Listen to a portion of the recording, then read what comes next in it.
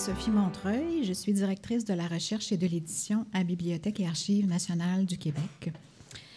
Je remercie vivement les membres du comité organisateur, tout particulièrement Joanne Burgess, de m'avoir invitée à jouer un rôle actif au sein de cette très belle rencontre. Je suis en fait très honorée d'être ici. Je salue cette initiative de réunir dans une perspective interdisciplinaire des chercheurs, des universitaires, des praticiens, des muséologues, il y a peut-être des bibliothécaires, des archivistes, de réunir donc des gens qui ont effectivement des expertises différentes et qui font des lectures différentes sur des objets qui sont aussi chers à l'un groupe qu'à l'autre groupe. Je l'ai dit souvent à Joanne, je jalouse et j'envie cette belle initiative, ce qui explique que je sois vraiment très heureuse d'être ici. Donc, je vais présider cette séance. Nous avons 4 conférencières. Donc, comme il a été fait hier, chacune des conférencières va faire sa présentation. Ensuite, on va vous demander de noter et de réserver vos questions pour une période de questions croisées, donc à la toute fin de la séance.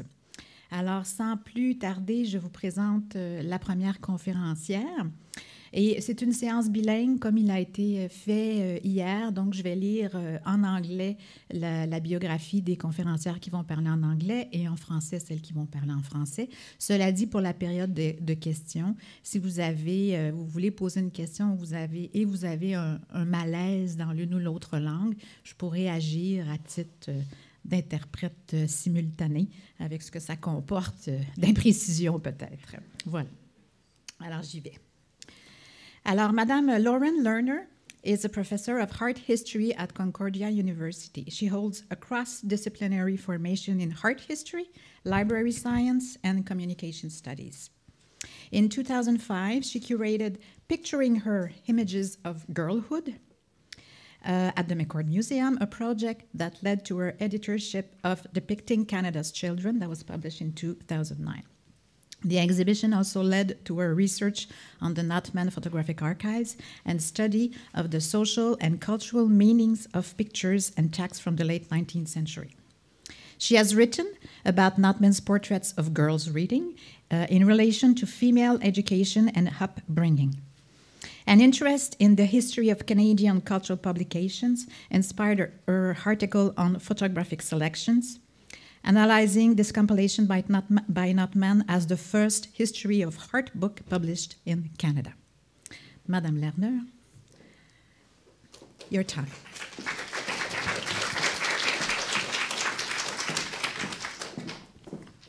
Merci beaucoup. Je vais présenter en anglais, mais les questions peuvent être en français. Alors, merci. On November the 14th, 1975, Mrs. James Geoffrey Notman donated William Notman's home library a collection of 54 books and magazines to the McCord Museum. This was 20 years after the Notman collection of photographs came here via Associated Screen News. The library had remained in the hands of the Notman family for over 80 years, a cherished heirloom passed down through the generations. I found out about the library when I was curating the Picturing Her Images of Girlhood exhibition, which took place here in 2005. When I asked Nora Haig, who works in the Archives and Documentation Center, about the books the girls are holding in Notman's portrait photographs, she handed me the listing of Notman's library, and she presented me with a challenge. No one, she said, had analyzed Notman's home library collection. Perhaps I'd be interested in doing so. When I received the call for this conference now 8 years later, I thought perhaps the time had come to attempt to research this orphan collection. And honestly, after a somewhat anguished period, trying to figure out how best to extrapolate meaning from this collection of publications, I finally put together today's presentation as a way of illustrating possibly one of the more eccentric ways that the McCord Museum's historical collection of books can be studied. So here we go. In William Notman's composite photographs of Montreal's wealthy families books are found not only on bookshelves, but are piled on tables and chairs and even left casually on the floor. A close inspection of the photographs of the families of Andrew Allen, Philip Ross, James Scott, and William Angus reveals that the family members are either reading a book or being read from one. They also have nearby the written word in other forms as newspapers and letters. These are splendid homes filled with musical instruments, paintings, sculpture, and expensive furnishings, and in fact, the painted backdrops used by Notman in his photographs are an accurate depiction of the residences of these well-to-do Montrealers. Yet the emphasis is on books, including folios of illustrations and photographic albums. We see this most clearly in this portrait of Philip Ross's family. A large round table is placed front and center, and on it are stacks of books and a vase of flowers. The table is so big, the family members sitting or standing behind it appear small in comparison, and perhaps this was Notman's intention. Mounted in a bird's eye maple and walnut frame, this photograph was on prominent display in the Ross home for many years. During this period in Montreal, books were an indispensable ingredient in the successful raising of a genteel family.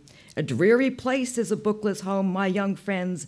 See that in founding a home for yourselves, you do not neglect the household library, warns a writer in Canadian Independent magazine in 1879. The writer adds, "We rejoice in pretty furniture and artistic pictures, but we want to see a new book sandwiched between every two purchases, and newspapers and magazines drifting around so thickly that the very order of the sitting room is imperiled. Remember this, glance over your libraries to see if there be not some vacancy to fill up with the volume which will add to the cheer of the windy, wintry nights."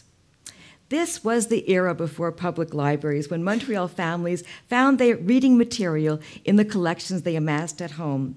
In Women's Sphere Public Libraries, Reginald Gourlay urges fellow Canadians to wake up from our slumber and build public libraries as part of our education system. Eventually, small, lending libraries began to appear, and reading clubs were organized, such as the Canadian branch of the Girls' Friendly Society in 1882 and the Canadian Home Reading Union in 1896, and schools and churches took on the responsibility of putting together their first book collections. Nevertheless, for decades, the home library was the centerpiece of the well-appointed family. Judging from the repetition we see in Notman's portrait photographs, the books his clients read were actually from a collection he kept at his studio. Like the furnishings and other decorative details in his portraits, they reflect the reading material found in the average middle class and upper middle class Montreal family home. In fact, a good number of these publications, as well as the 54 books and journals in Notman's private home, are the same as those listed in the Canadian Bookseller, a chronicle of current literature published by Adam Stevenson and Company, a Toronto importer, wholesaler, and printer of books. Notman's library offers interesting insights into his professional practice and beliefs as a portrait photographer. In particular, an examination of Philadelphia photographer, for which Notman wrote articles on photographic techniques, yields clues to his innovative methods. He contributed frequently in the 1860s, in one issue, a drawing of the interior room of his photographic studio with instructions for attaining the most favorable lighting. In another, a portrait of two sisters, plus suggestions on how best to create the best portrait.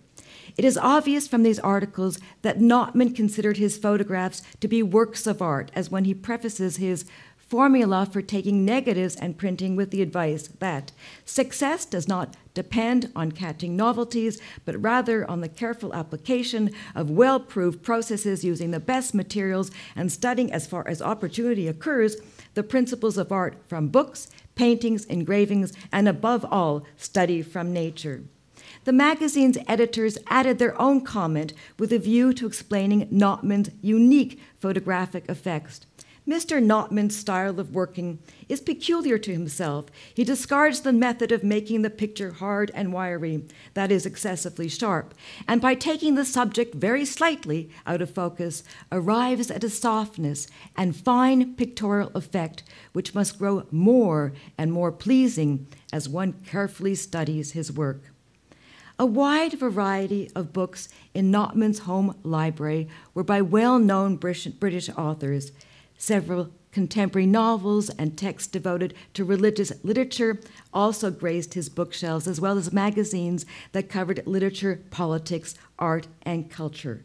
Significantly, the portraits Notman took as a professional photographer relate to these publications to communicate the convictions and preferences of the people living during this period. Writing about the photograph, my colleague Martha Langford explains that a photograph has an oral consciousness, by which she means it is affiliated with voices that articulate attitudes, values, sensibilities, identities, and self-worth.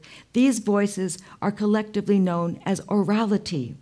They constitute a repository of memory and evidence of lived performances. Inevitably, orality leaves its traces in visual images and written texts, and for this reason, it never entirely disappears. I begin with William Hazlitt's Miscellaneous Works, a compendium of literary criticism and essays on general topics. Hazlitt was the son of a Unitarian minister who attempted to become a portrait painter.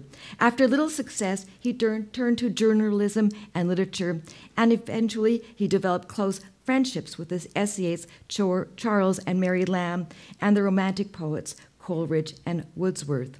My assumption is that Notman, like many 19th century readers, believed in a canon of classic text and was devoted to authors like Hazlitt, whom he read again and again.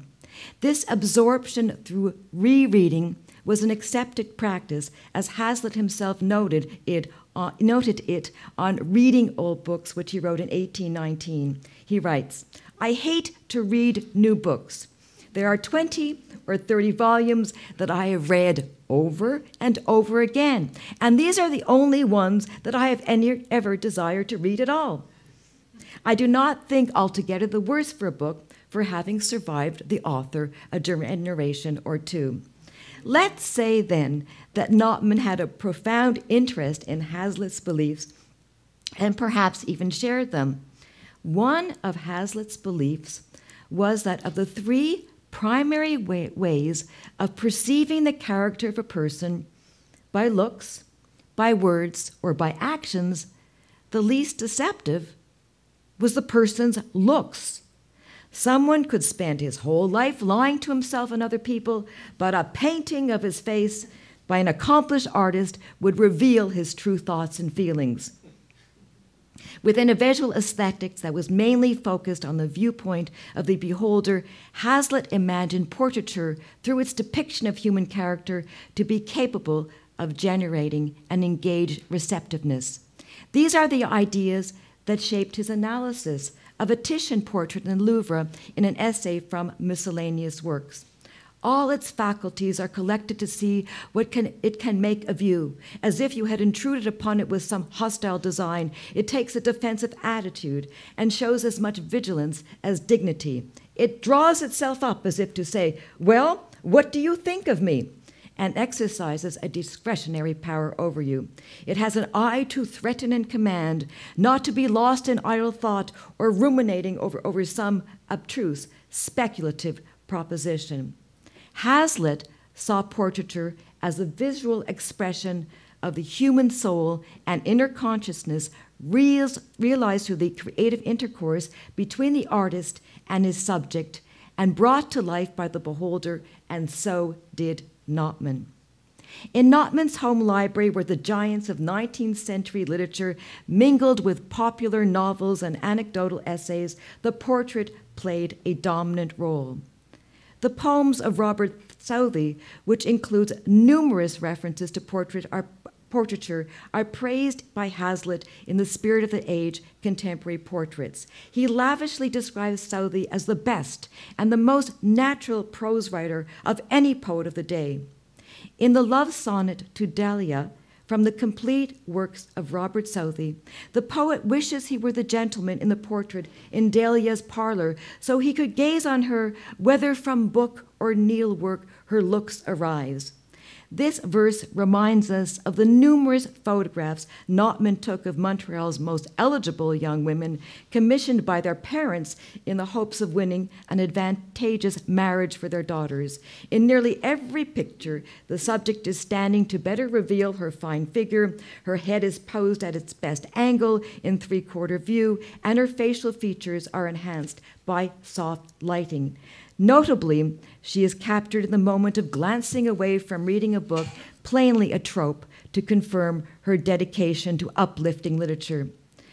Not surprisingly, in this male-centered society, it was the male face for Southey that was worth describing in detail to examine the character of the man behind it, not the woman's face, which had its chief value in its appearance.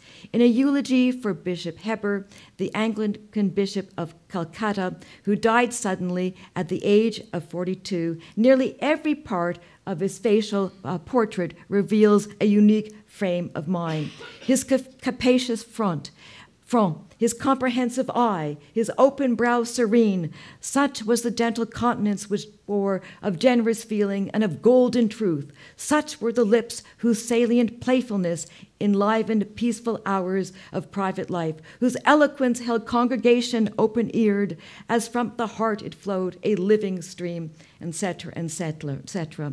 Surely the faces of the iconic poets and artists, Shakespeare by Kubla Khan, Tennyson by Frederick Watts, and Titian's Master by Morani, all reproduced in Notman's photographic selections, a portfolio of 47 plates of photographs of paintings and engravings were meant to be dissected by the viewer-reader in this explicit way. Looking back at the serious attention paid to the human face during this period, it's important to remember that at other times and other places, people responded differently to images than we do. Phrenology is a case in point. According to its practitioners, this new science revealed that all the regions of the brain correspond to fixed aspects of moral character. Although today we view phrenology to be a blend of pseudoscience and moral philosophy, in the 1800s it was taken very seriously. In an article on Edinburgh's phrenologist published in 1829, Hazlitt strongly rejected phrenology as a false science. The origin of all science is in the desire to know causes, he writes, and the origin of all false science and imposture is in the desire to accept false causes rather than none, or, which is the same thing, in the unwillingness to acknowledge our own ignorance.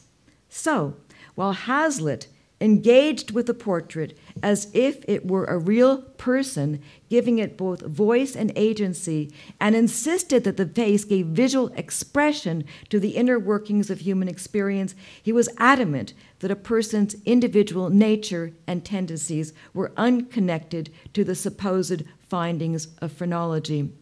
The poet Southey, unlike Hazlitt, appears to have been an enthusiastic promoter of phrenological ideas. This was true of the many authors whose books graced Notman's shelf, including popular essayists and novelists.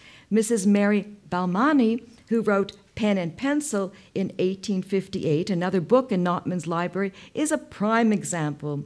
In her reminiscences of the great artists and writers that she was privileged to know, her admiration repeatedly converges with a detailed examination of their faces.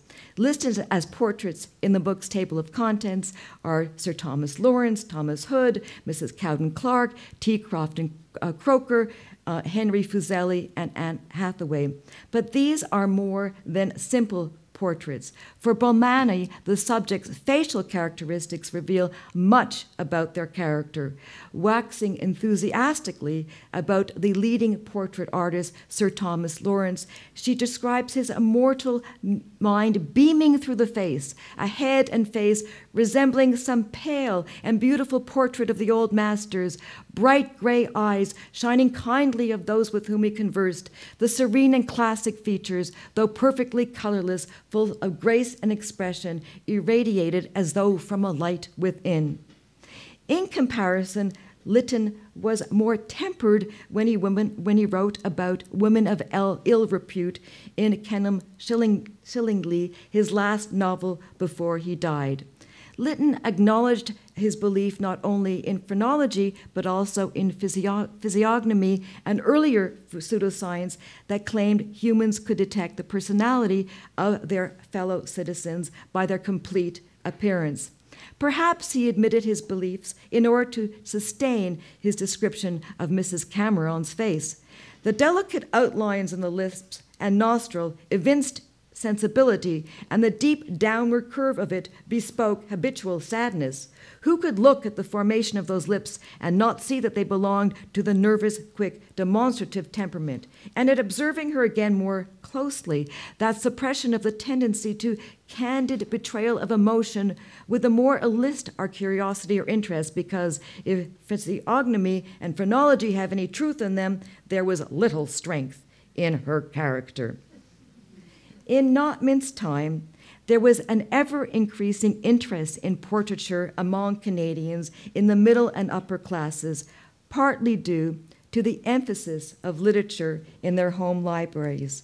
Another reason was that the same portrait-filled books could be found in many homes, familiar, impressive, and accessible.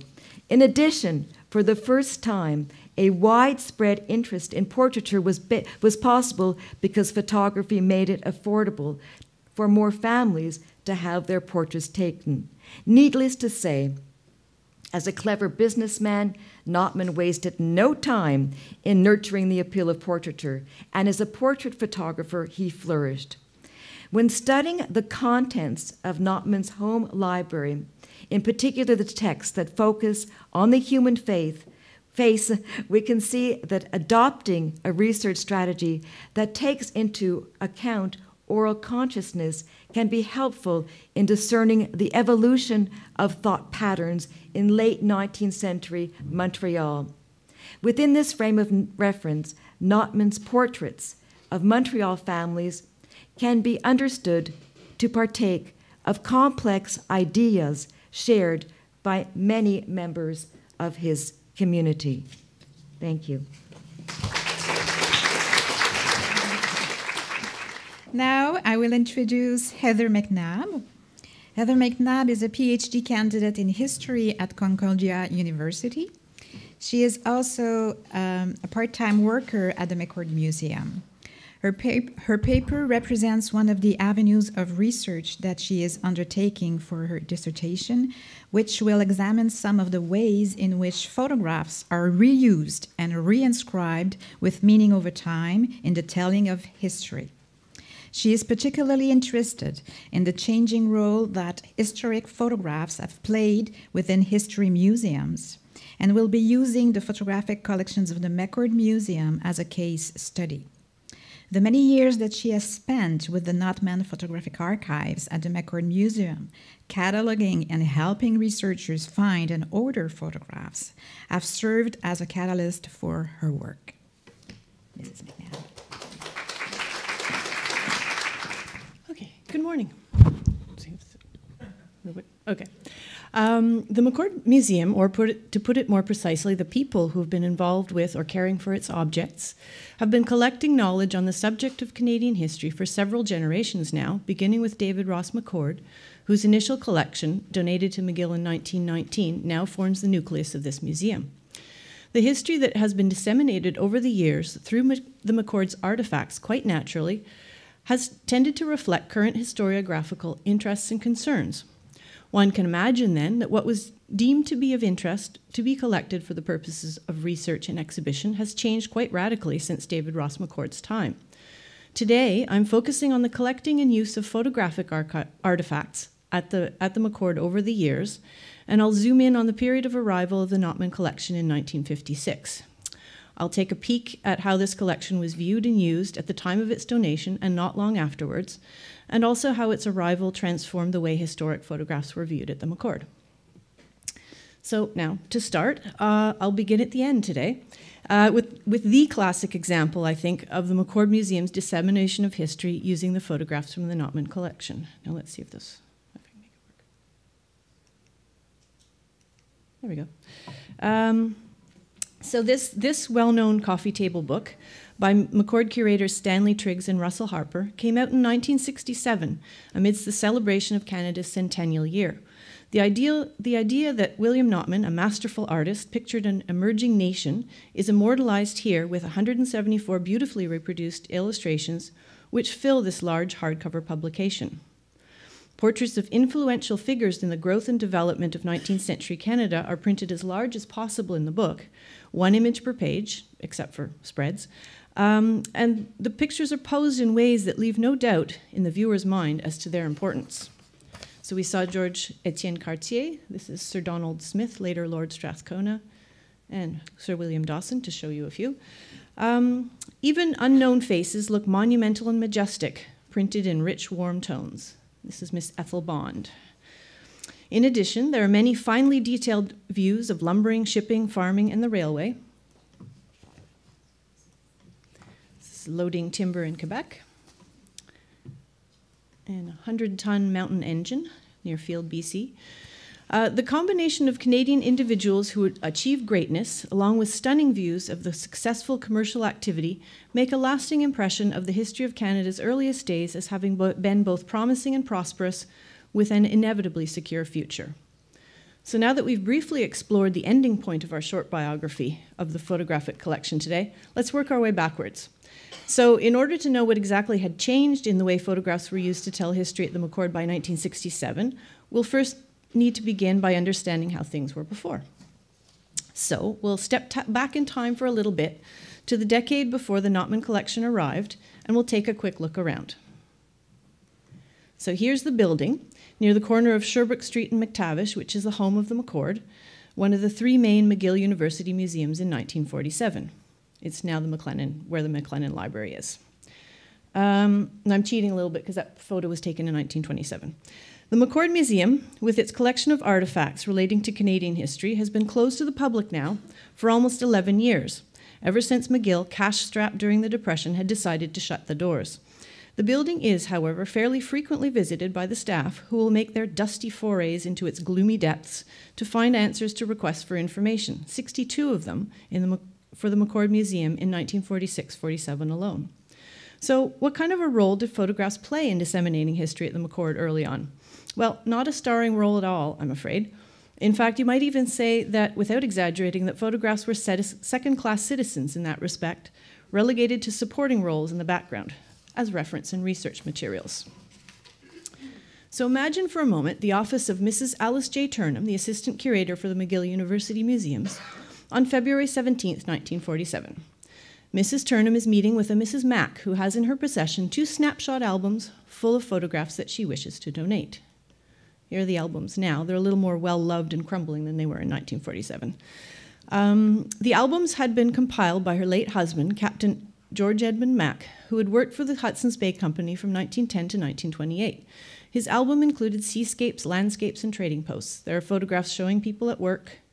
Hudson's Bay Company trading post employees and their children are pictured, as are large and small groups of Inuit people. So taken together, the images in Captain Mack's 2 albums depict a great deal about the people and the places that were visited annually by the Hudson's Bay Company supply ship on its annual voyage to the Eastern Arctic. And over the years at the museum, many of these photographs have found their way into exhibitions, publications, and documentary films. Now, in 1947, when faced with these two wonderful albums, did Mrs. Turnham gratefully accept them and enthusiastically plan a photographic exhibition with enlargements based on these fascinating snapshots? Or did she plan to incorporate copies of some of the best photographs within a new or existing display of objects? After all, only a few months later, a completely reorganized ethnological museum display was open to the public at McGill.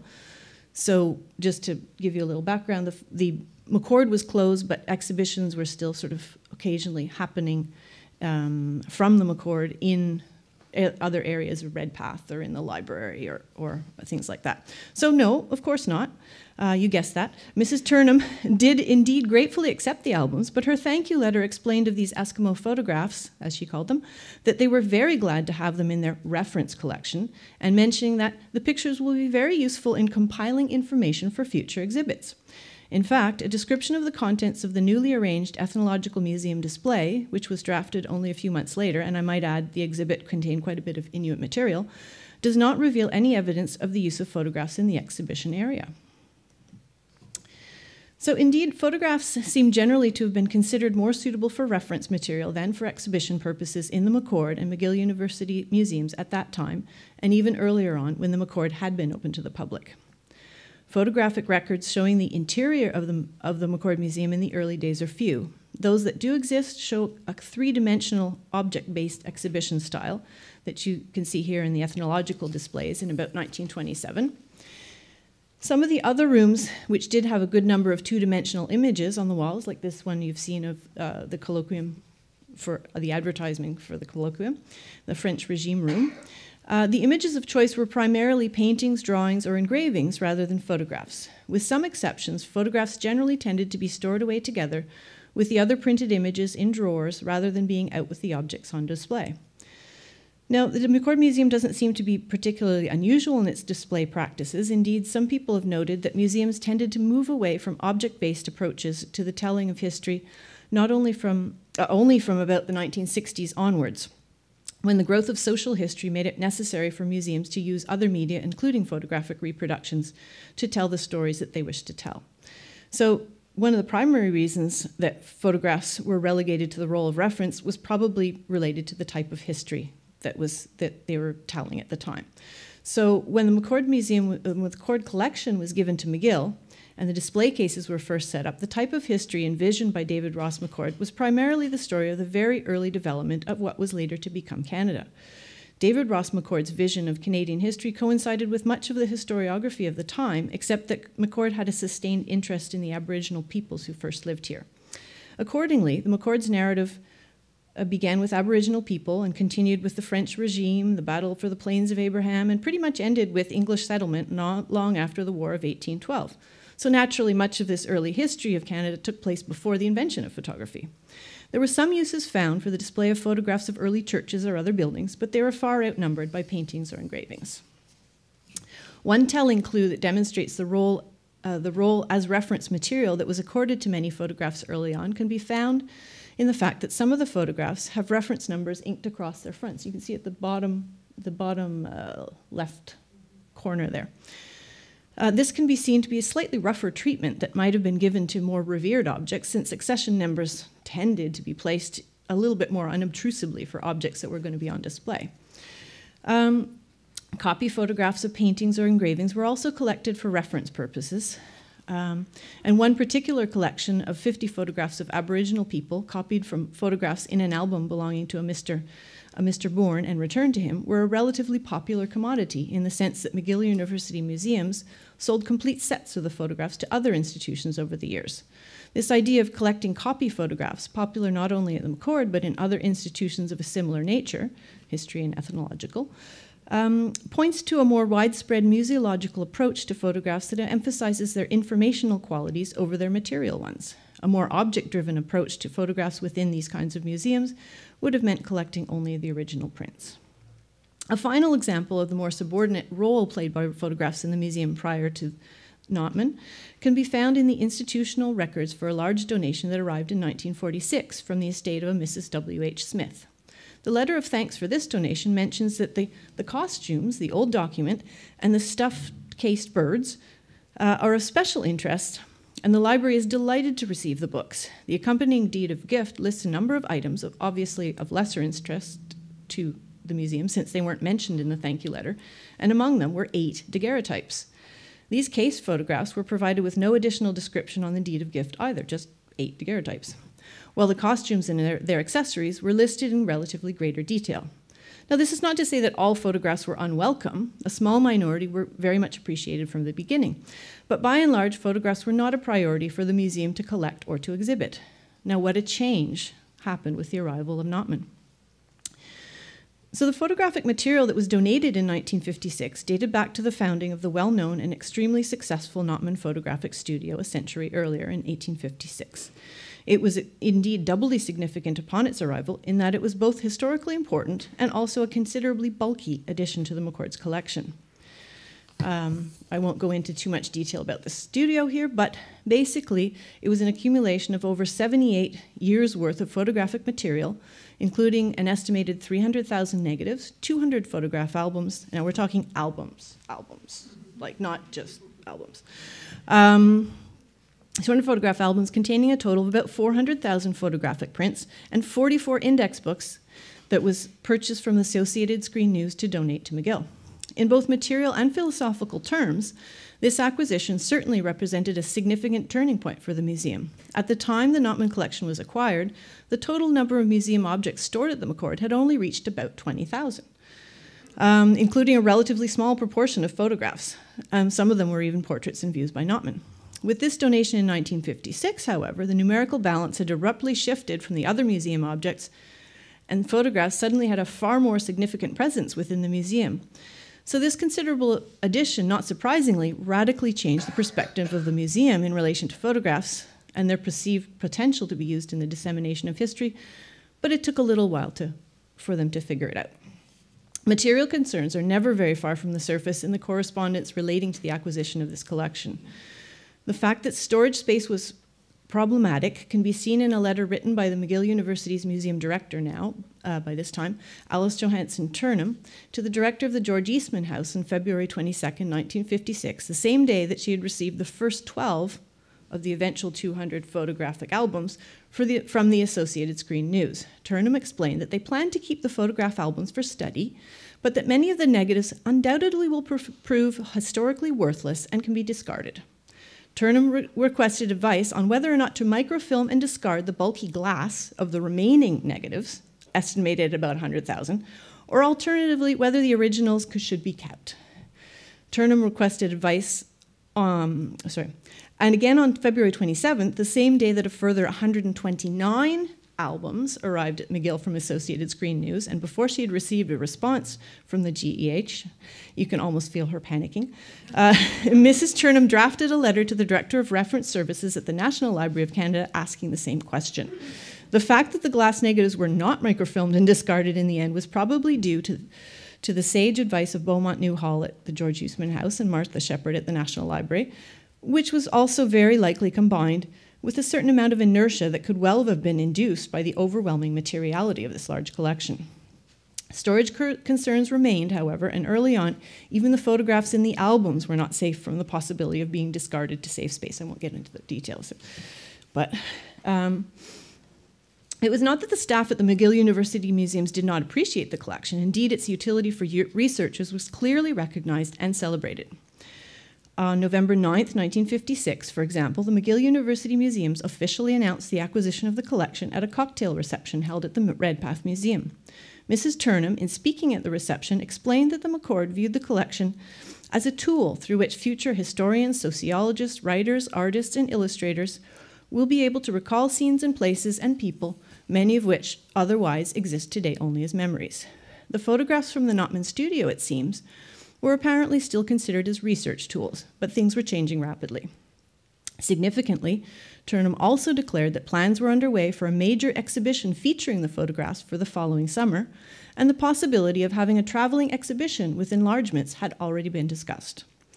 By the time this reception was held, the Notman collection had already begun to be used as a source of historical information and was already contributing to a historical narrative in the pages of Maclean's magazine. In fact, Maclean's was the primary sponsor for the donation of the collection to McGill University. I won't go into the financial details, but basically, in return for their substantial donation, Maclean's magazine was given the right of first refusal on the photographs for 3 years. The November 1956 issue of Maclean's brought the photographer William Notman and the collection to the attention of a Canada-wide audience, and it devoted a considerable amount of space to the subject in this initial issue on the subject. The overall view of the Notman collection that this initial Maclean's article promotes is that William Notman was a photographer whose body of work is significant not only for Canadians, but is also noteworthy on the international scene. This is made clear by the inclusion of a wealth of portraits of notable US and British figures, almost overwhelming the Canadians. Professor Henry Longfellow, Mr. and Mrs. Jefferson Davis, and Prince Leopold as examples. The particular emphasis on photographs of famous people in the article tends to foreground the idea of the great men of history and the importance of their individual achievements. Canadian economic and industrial growth and change would be seen filtered through the actions of these outstanding individuals. Women, with the exception of Harriet Beecher Stowe, are primarily featured in this article for their fancy Victorian dresses and their attractive features. The primary emphasis in this article, and most of the 6 others that followed sporadically until 1958, is on Mr. Notman's technical skills and artistry rather than the fact that he was recording a growing nation. William Notman is essentially featured as one more great man achieving greatness in early Canadian photography. Only one image in the November article shows anything remotely resembling a vision of Canada's economic history in the form of early shipping and commerce. This image of Montreal's harbour is presented, however, with no historical contextualization, mentioning only that it was taken in the early 1870s and emphasizing instead its aesthetic qualities. It's as sharp as a steel engraving, which of course is thanks to Notman's care and artistry. Interestingly, both McGill and Maclean's staff knew clearly that the work of the Notman studio contained scenes taken across Canada and had even described the great log rafts on the Ottawa River, wooden sailing ships in Halifax Harbour, the famous suspension bridge at Niagara Falls, and the first pioneer harvest in the West. Images of the timber trade and shipping, railway transportation, the opening of the Canadian prairie and farming were subjects that connected well with the dynamic economic history of Canada and would have served well to illustrate these important activities in 19th century Canada, but instead none of these images were here. Studio portraits were the images that dominated the pages of the magazine in this and almost all of the other articles that appeared from 56 to 58. And why would this have been so? Well, one of the reasons was rooted in the physical material aspects of the collection itself. The main problem facing the staff at the museum at first was that it was extremely difficult to find images of a particular subject in this large and only marginally organized collection. Alice Turnham's progress report on the initial research for the images for Maclean's in April 26, 1956, related to Maclean's and to the Associated Screen News that we've come upon disappointingly few views of Canadian industries. Turnham indicates her hope that they will turn up among the negatives. Not long after that, on May 2nd, the Associated Screen News sent over a further 9 albums and a package of prints. These albums contained the many of the views that had been missing. But the arrival of the views, sadly, arrived after much of the research had been done for Maclean's, and this kind of probably led to the portraits dominating the subjects that were covered for the magazine. So that the late arrival of these view albums meant that it was like one Maclean's article that sort of focused on the views. The opening of an exhibition on the subject of William Notman in May 1957 is very significant for the McCord. It mirrored the vision of the Maclean's magazine in that it focused on Notman's skills and achievements as a photographer, but it was an exhibition of photographs. By the fall of 1958, the cataloging had been done on the View series, where the majority of the images of Canadian economic activity resided. This new ease in finding particular images, in all likelihood mixed with a growing sense of nationhood leading up to the celebration of Confederation, can seem to have enabled a new phase of use of the photographs in the collection. An exhibition, a precursor in subject matter to Portrait of a Period, and entitled Canadian Profile, opened at the Redpath Museum in 1963. Lists of the images and subject categories in the exhibition show that the subject organization and many of the images were similar to that of the 1967 incarnation. With the arrival of the Notman collection and its almost overwhelming material presence, the McCord Museum can be seen to have been transformed from being an institution concerned with the use of primarily three-dimensional artifacts to represent people and events in Canadian history to being a museum that was able and willing to present history to the public through the medium of historic photographs. The historical narrative that the museum embraced and presented to the public through the Notman collection would change over time and would be influenced by many factors, both material and cultural. And how do we know whether the attitudes of the staff members towards the photographs had changed in general at the McCord after the Notman collection arrived? Well, remember the 8 daguerreotypes that were all but ignored in 1946? Well, in the McCord annual report for 1957-58, the year after Notman arrived, under donors is listed 1 daguerreotype. The subject is actually listed. We know what it was about. It is a painting of Bonnie Prince Charlie. And it is also carefully noted in the annual report that the object is important photographically.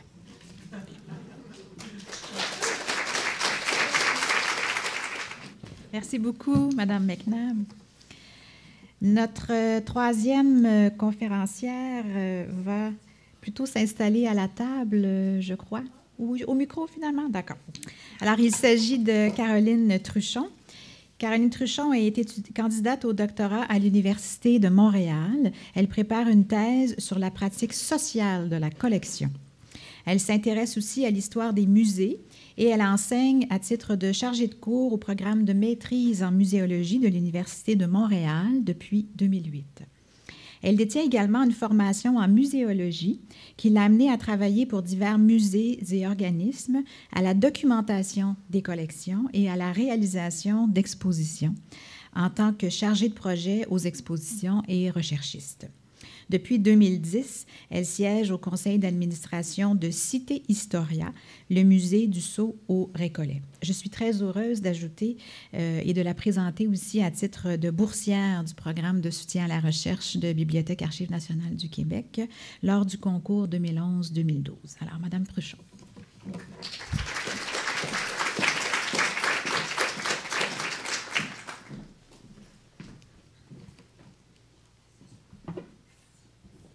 Merci.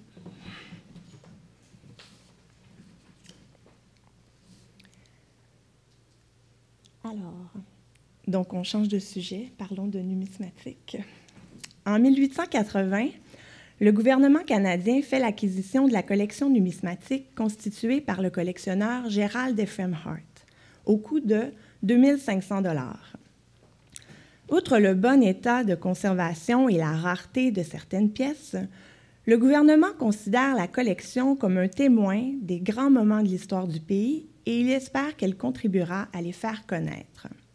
D'ailleurs, dans le rapport du sous-comité de la bibliothèque qui recommande au gouvernement l'achat de la collection, on peut lire que, et je cite, « Le souvenir de tous les principaux événements concernant l'histoire des provinces d'Ontario, de Québec, de la Nouvelle-Écosse, du Nouveau-Brunswick, de l'île du Prince-Édouard et de Terre-Neuve est perpétué par des médailles ou des monnaies depuis les premiers temps jusqu'à nos jours.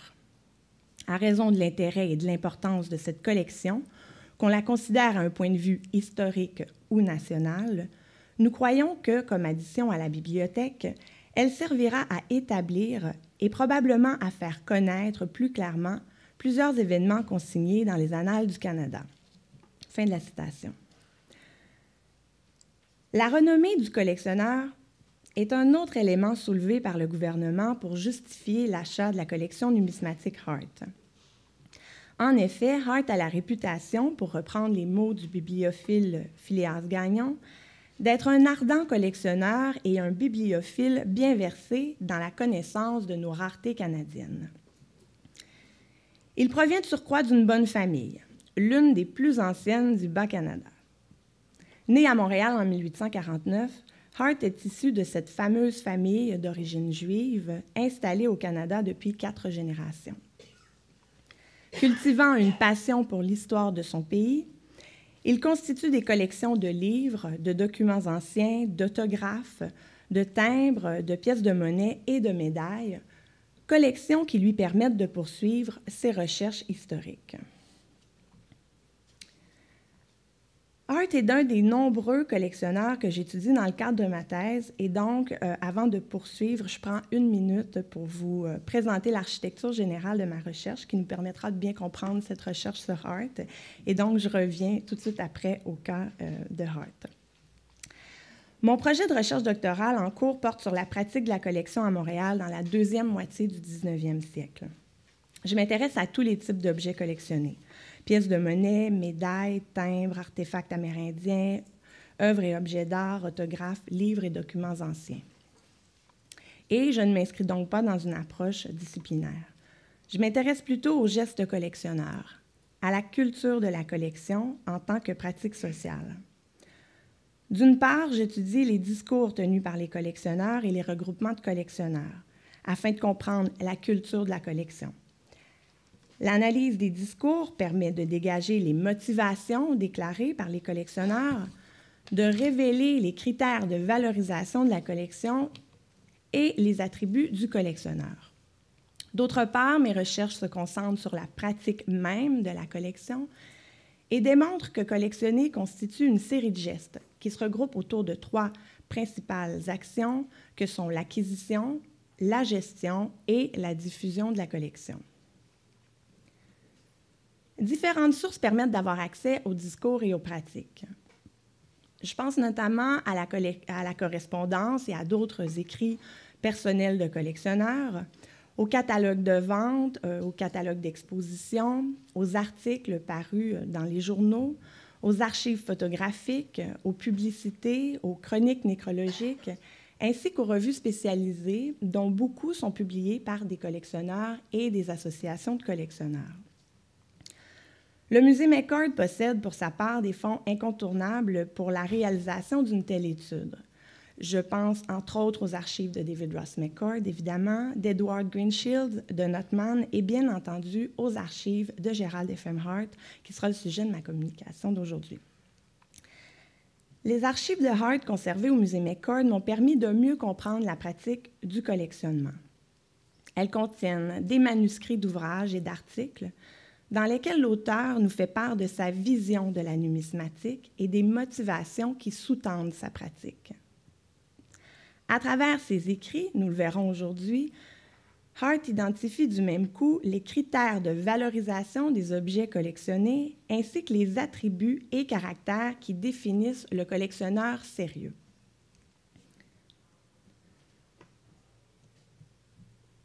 La numismatique jouit d'une grande popularité au 19e siècle.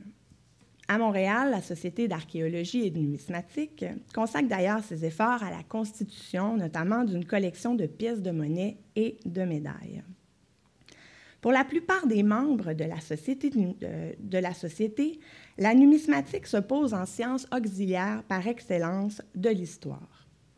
Que l'on s'intéresse à l'histoire militaire, à l'histoire politique, à l'histoire religieuse, on croit que chacun peut trouver son compte en étudiant les pièces de monnaie et les médailles.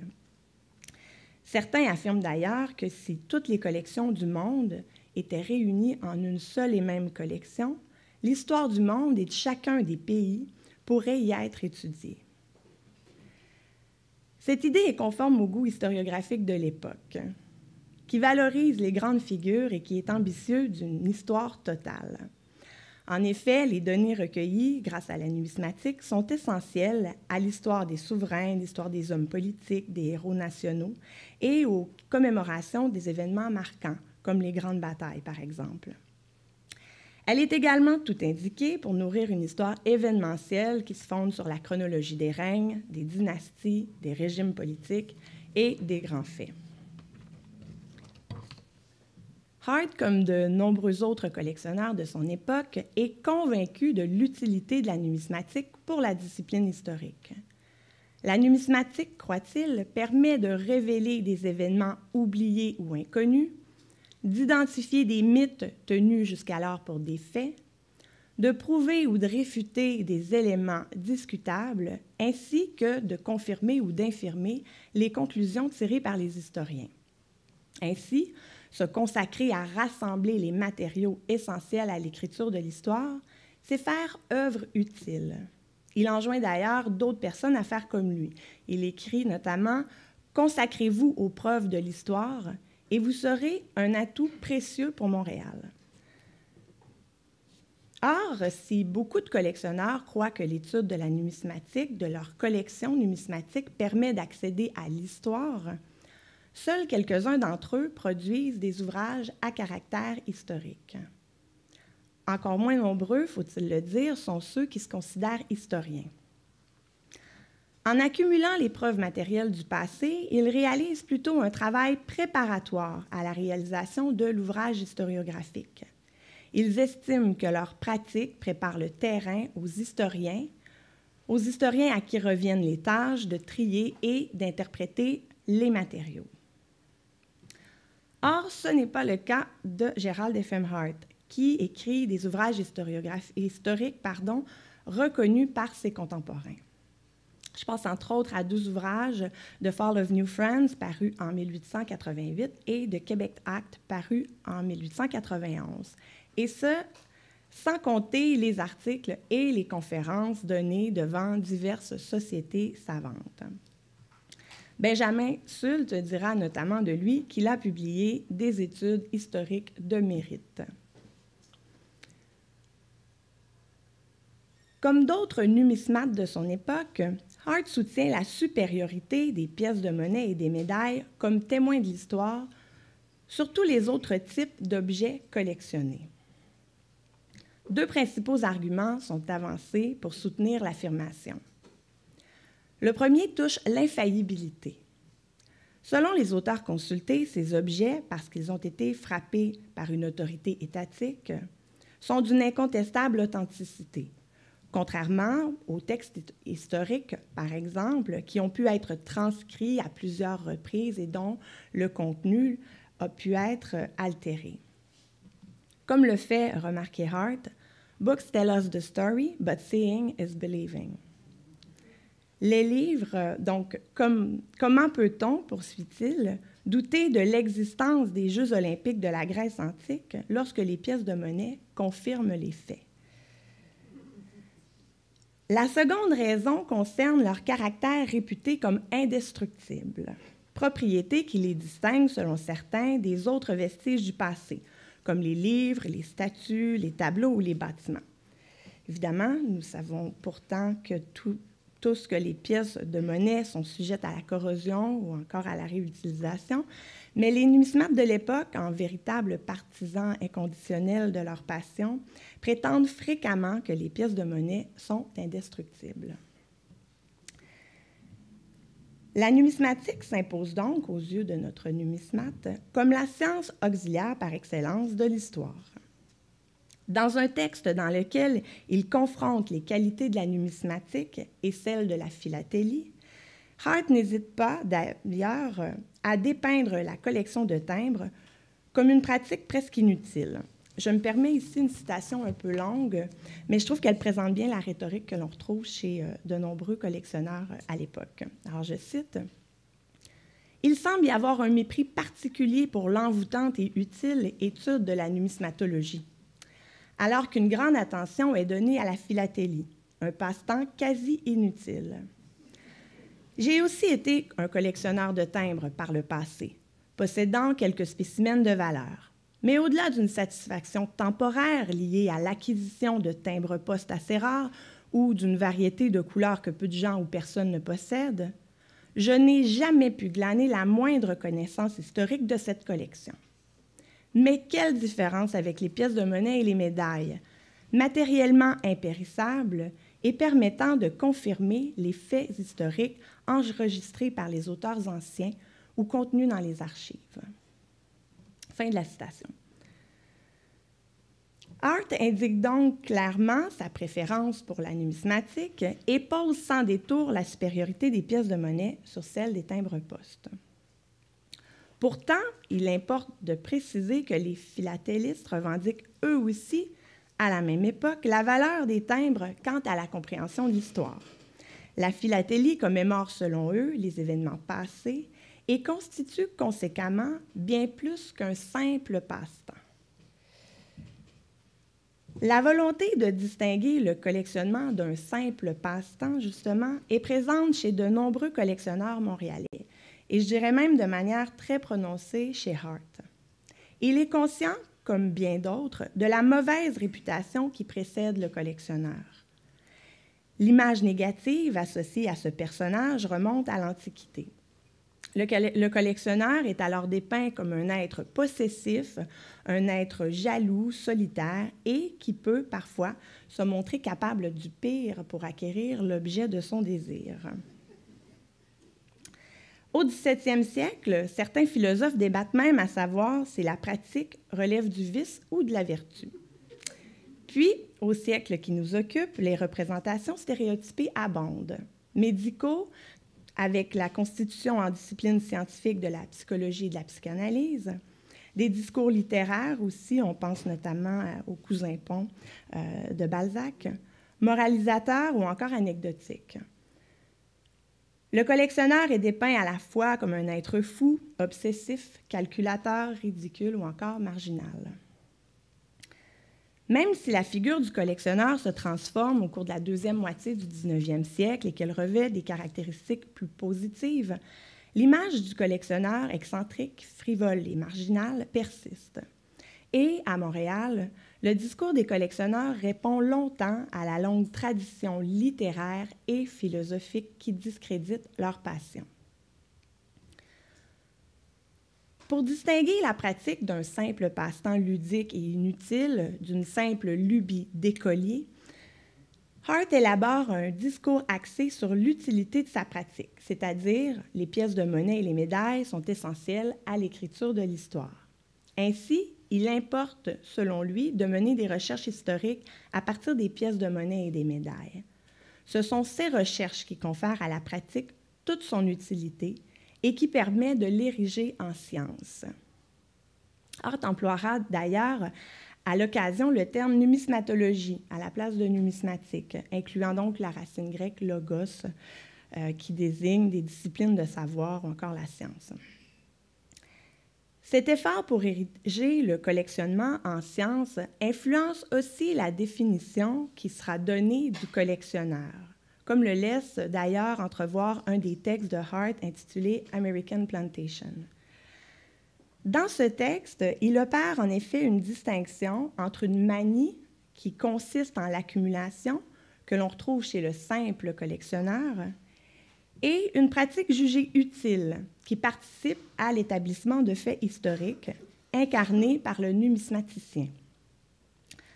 Tenter d'obtenir un spécimen de chaque pièce pour avoir des séries complètes ou encore mettre la main sur des pièces qui sont rares uniquement parce qu'elles ont été émises en faible quantité, ce n'est pas de la numismatologie selon Hart. C'est plutôt, et je cite, « une manie inutile et sans valeur, une simple mode ».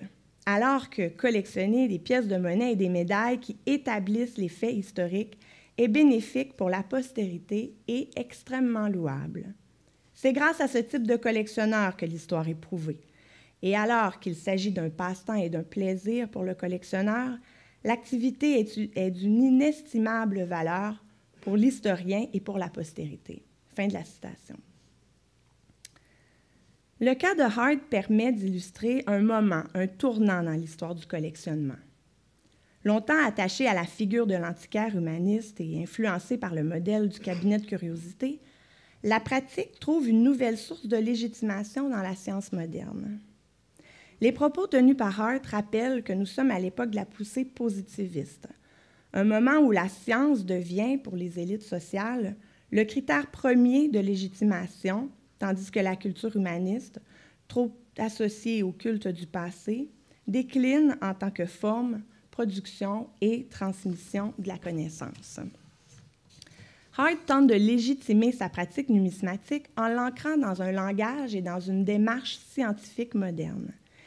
Il introduit dès lors une démarcation entre le collectionneur amateur, encore héritier de la culture humaniste, qui collectionne de manière non systématique et avec une sorte de boulimie sympathique mais brouillonne, et entre le numismate, voire le numismaticien, comme il l'appelle parfois, qui pense sa collection sous une forme tout à fait différente, qui sont les formes de la science moderne, notamment par l'établissement raisonné et systématique, le classement et le critère d'utilité. Merci. Merci beaucoup, Madame Truchon. Notre dernière conférencière pour la matinée est Madame Hélène Sanson, qui est conservatrice au musée McWhird, où elle s'occupe d'une des plus importantes collections de photographies au Canada, les archives photographiques du studio Natman, évidemment, et une collection de photographies documentaires et vernaculaires du 19e et du début 20e siècle, comptant plus de 800 000 articles. Docteur en histoire de l'art, diplômée de l'Université de Montréal, elle a fait porter ses recherches sur l'influence de la photographie dans l'histoire du portrait. Elle a étudié la figuration de l'identité individuelle dans les portraits numériques et génétiques de l'art des années 1980 et 1990. Elle s'intéresse maintenant à l'actualisation et à l'exposition des archives photographiques, ainsi qu'à l'histoire technique et sociale de la photographie vernaculaire. Madame Sanson. Bonjour. Alors, le titre qui a été présenté dans le programme, « Photographie et connaissances, enjeux d'observation et de collecte », m'a servi en fait de titre de travail. Et ça m'a amené à quelque chose de plus précis, qui est aujourd'hui, dans les marges du présent, les trésors de l'avenir. C'est qu'en réfléchissant sur la collecte des données photographiques comme source de connaissances scientifiques, j'ai été amenée à réfléchir plus précisément ou à considérer les vertus d'une collection développée par donation, mais des donations bien particulières. Parce que je veux parler ici des dons de vieilles photographies qui n'intéressent plus personne, dont on ignore souvent le sujet, mais qu'on ne voudrait pas jeter, que l'on hésite à mettre à la poubelle, quand ce ne sont pas des photographies réellement trouvées dans les poubelles.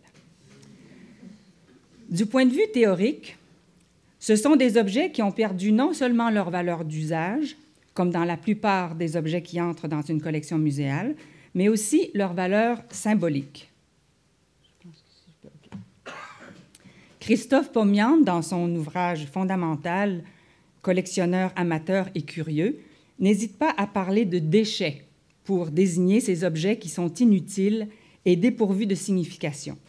Et puisque c'est la signification qui fonde la valeur d'échange, ces objets, généralement, n'ont plus de valeur sur le marché, ou à peu près plus. Une collection qui évolue seulement par donation, comme la nôtre, peut être une source de frustration pour un conservateur, en comparaison à la collection qui se développe par achat. En effet, celui qui jouit d'un budget d'acquisition peut obtenir des photographies qui ont déjà une valeur symbolique et une valeur d'échange, et constituer ainsi une collection riche et prestigieuse, très significative, dans le moment, hautement significative dans le temps présent, dans le moment présent. Cependant, bien que frustrante, il me semble que la collection constituée par donation présente des avantages, le principal étant sa composition marginale qui la destine au discours imprévisible du futur. C'est ce que je voudrais développer ici à partir d'exemples pris dans la collection photographique du musée. Si l'on considère la formation du musée McWhird et de sa collection photographique, on constate que la donation et l'achat en sont deux actes fondateurs. Le musée McWhird a vu le jour grâce aux dons de David Ross McWhird de ses collections personnelles à l'Université McGill en 1919 afin qu'elles soient mises à la disposition du public pour servir l'histoire du Canada.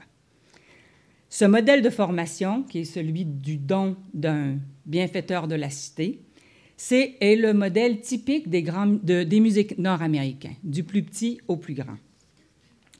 En revanche, l'essor de la collection photographique coïncide avec l'achat des archives photographiques du studio William Notman en 1956 par Alice Johansen, alors directrice des musées de l'Université McGill. Et ça, Heather nous en a fait l'exposé bien clairement il y a quelques minutes. Mais on constate, comme dit Pomian, que la formation d'un musée n'en détermine pas le destin une fois pour toutes, puisque tous, généralement, reçoivent des dons et procèdent par achat. Alors, je voudrais faire ici une distinction qui est pertinente pour mon sujet entre une collecte par achat et une collecte par donation, c'est-à-dire qui n'épuise pas le sujet, mais ça me mène à mes exemples. Une collecte faite d'achats sur le marché des antiquaires, des galeries, des encans et des collectionneurs privés sera composée d'objets précieux, rares ou cotés, souvent d'objets qui sont convoités parce qu'ils complètent une collection. Cela dit, en sélectionnant des photographies qui sont dans le marché, c'est-à-dire qui ont une valeur symbolique garante de leur valeur d'échange, on constitue une collection qui participe à l'histoire canonique de la discipline. Vous me direz qu'il en est de même grâce à certains dons de photographies exceptionnelles d'importance nationale, comme le fameux album de voyage de William Watson Ogilvie, qui contient 348 photographies de voyage autour de la Méditerranée, ou comme encore le don de ce portrait peint par Henry Sandham, mais qui provient des archives du studio Notman, ou encore une série photographique de Gabor Szilasi. Dans ces cas, les donations sont présentées à la Commission canadienne d'examen et des exportations des biens culturels, d'où une reconnaissance fiscale sous forme de reçu de la valeur marchande de ces dons, ce qui les situe, à mon avis, dans une logique d'achat. Autrement dit, par des achats ou par des dons certifiés par la Commission des biens culturels, on constitue une collection qui s'inscrit dans la normativité du discours. Lorsque la donation est la principale modalité d'acquisition dans un domaine où les objets abondent, comme en photographie, le conservateur fait face à des offres, en apparence aléatoires, d'objets en perte de valeur. Il se voit offrir, et relativement souvent, des photographies destinées au rebut. Là, je voudrais poursuivre l'analyse de cette situation par analogie avec une collection qui est tout à fait singulière et qui est The Lost Student Negative Box Collection. Il s'agit tout simplement de l'ensemble des négatifs qui ont été mis à la poubelle ou abandonnés dans les labos par des étudiants en photographie de l'Université de Leicester en Angleterre. La collecte des négatifs faite par le technicien en chambre noire a commencé en 1988 et elle compte environ 4000 photographies. Greg Lucas, qui est un artiste, enseignant et aussi auteur de l'article au sujet de cette collection, archive tous les négatifs et en imprime quelques-uns. Donc, en voici quelques exemples. Je voudrais souligner 3 aspects de cette collection qui renvoient à des caractéristiques d'une collection photographique acquise par donation. Du point de vue des étudiants, ces négatifs sont des photos ratées, des erreurs de développement ou de mauvaise composition, entre autres. Ce sont, selon les termes de Pomian, des déchets, c'est-à-dire des objets auxquels le collectionneur donne en rétrospective un sens et une valeur lorsqu'il les accepte. Deuxième point, je vais continuer à vous montrer des photos de cette collection. La réception de ces photos se fait dans l'ignorance de l'intention du photographe et du contexte de la prise de vue. Dans ces conditions, qui sont analogues à celles de plusieurs photos qui nous sont offertes, la photographie est une page blanche, un écran où se projette l'imagination du spectateur. Car la photographie a beau être un signe indiciel qui satisfait le critère scientifique de l'objectivité mécanique, ça, ce sont, à mon avis, les 2 critères qui fondent toute une mythologie de la photographie, cela ne la dispense pas d'être un objet d'interprétation, une image. D'où le commentaire de Lucas à propos de la photographie.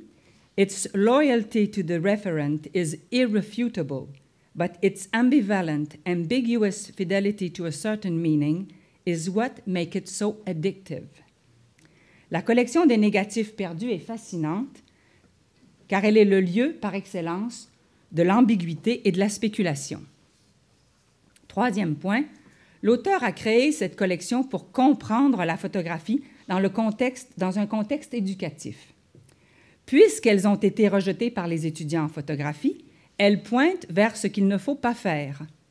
Elles définissent ainsi le programme éducatif par ce qui en est exclu, par son contraire.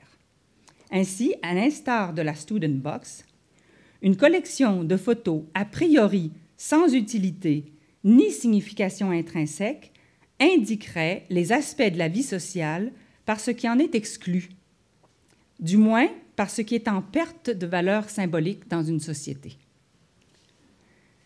Alors pourquoi les gens nous donnent-ils des vieilles photos? Quelles sont les raisons invoquées? Le cas de figure le plus fréquent est celui des photos de famille dont on ne sait plus quoi faire.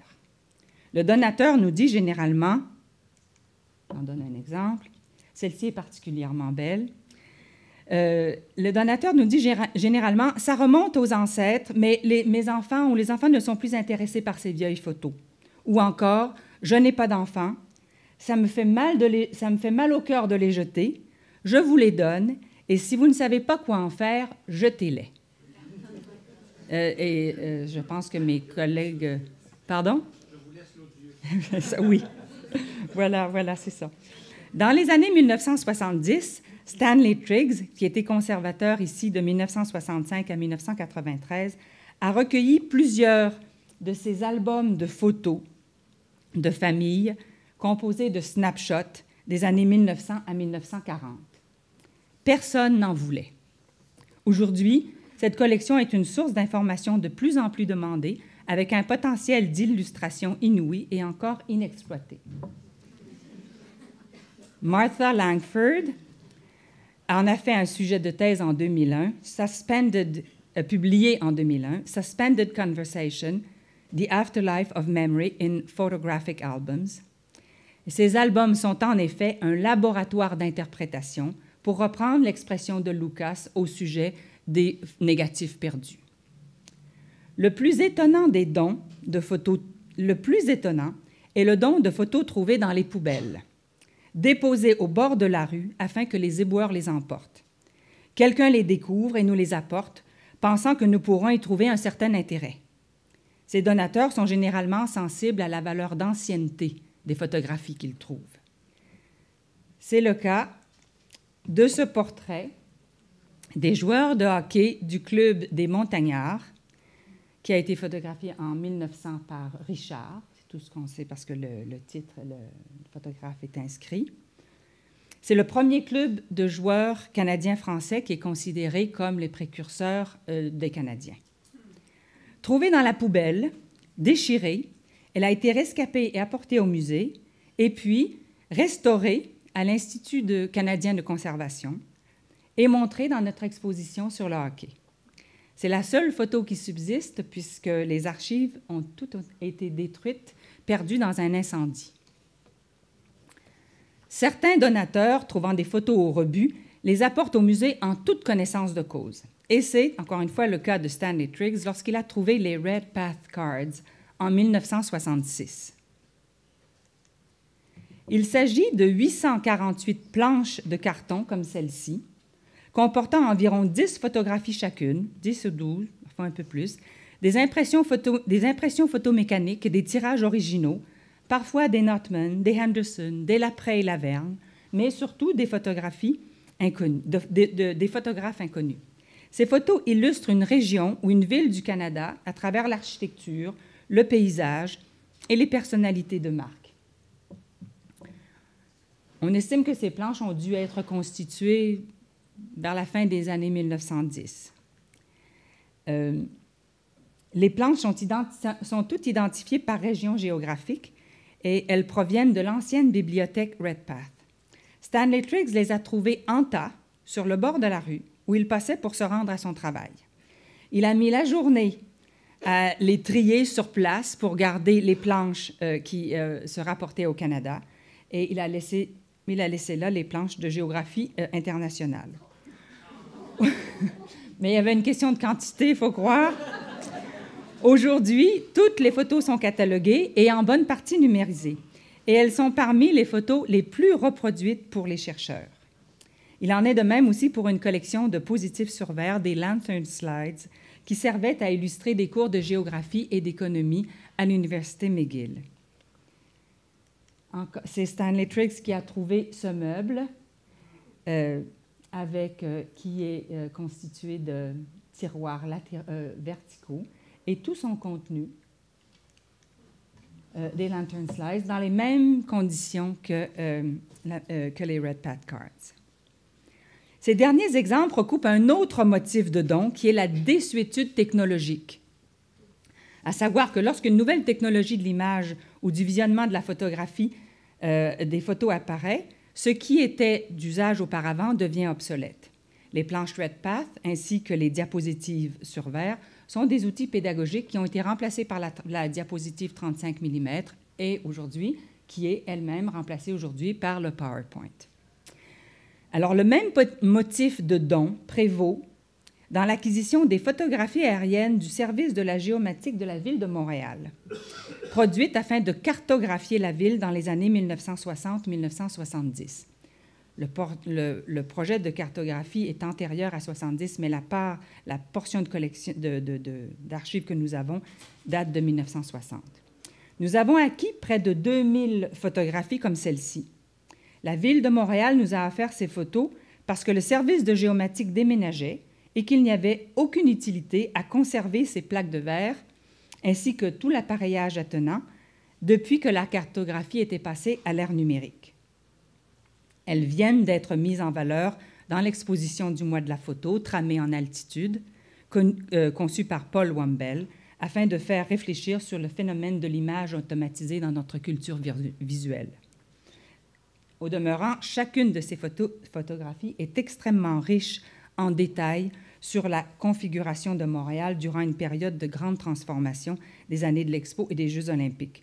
Si vous avez le temps, dans le reste de la journée, cette exposition est toujours en cours au 2e étage.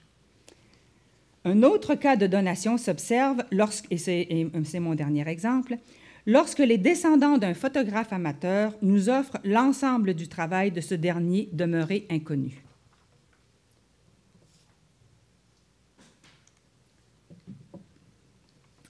Il s'agit en général, je pense que j'ai fait la dernière page, non, ok, excusez-moi.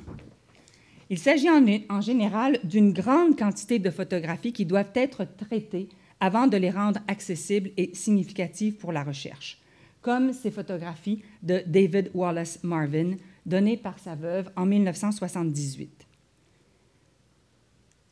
Ces photos qui illustrent l'architecture et l'animation des rues de Montréal dans les quartiers du centre-ville et du sud-ouest, dans les années 60 et 70, sont aujourd'hui très fréquemment consultées, étant donné la transformation de ce secteur. Alors, dans tous les cas cités ici, les photographies ont perdu leur valeur d'usage et leur valeur symbolique au moment du don. Il revient aux conservateurs qui les acceptent de leur redonner une signification historique en reconstituant a posteriori le contexte d'origine ou, quand cela est impossible, très difficile, en les situant dans un tout nouveau contexte. La vision du conservateur préside donc au nouveau sens de ces photos, à leur revalorisation symbolique.